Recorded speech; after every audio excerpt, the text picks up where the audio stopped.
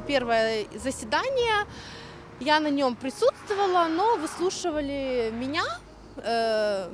На вопрос, какова была причина смерти ребенка, мне не ответили.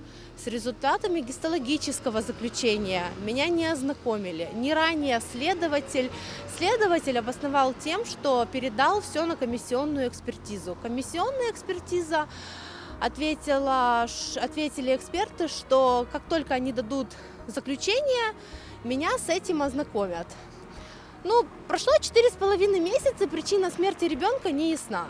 Пневмония не подтвердилась. Плеврит. Что было к плевриту, неизвестно.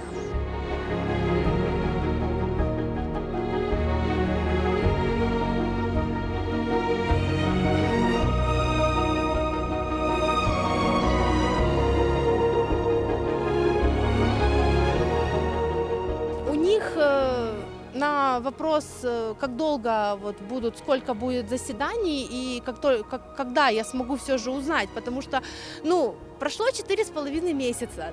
Жизнь для всех продолжается, но не для меня. Должен быть диагноз. Почему? Тут халатность врачей, да, они ничего не сделали. Врачи так и работают. Я хочу, чтобы они были наказаны. И также моего ребенка никто не пожалел. Я хочу, чтобы эти врачи по всей строгости закона были наказаны. На данный момент ничего не происходит.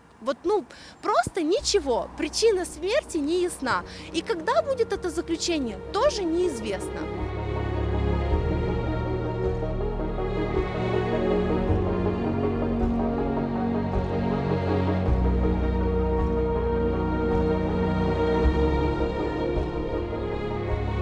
Что будет дальше и когда я узнаю, пока так и остается вопросом.